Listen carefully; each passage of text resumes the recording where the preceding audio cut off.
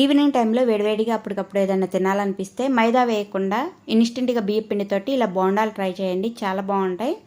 మరి ఇప్పుడు ఈ బోండాలు ఎలా వేసుకోవాలో చూసేద్దాం. ఫస్ట్ మిక్సింగ్ బౌల్ తీసుకొని ఇందులోకి 1 కప్పు పొడి బియ్యం పిండి, అలాగే 1 కప్పు గోధుమ పిండి, 1 కప్పు పెరుగు, 1 స్పూన్ జీలకర్ర, రుచి సరిపోయిన సాల్ట్, 3 టేబుల్ స్పూన్లు ఉప్మా రవ్వ లేదా బొంబాయి రవ్వ అంటారు కదా, రవ్వను వేసుకోవాలి. ఇప్పుడు తగినన్ని వాటర్ పోసుకొని పిండిని మరీ గట్టిగా కాకుండా మరీ లూజుగా కాకుండా వీడియోలో చూపిస్తున్నట్టు కలిపేసి ఒక 5 నిమిషాల పాటు నాననివ్వాలి.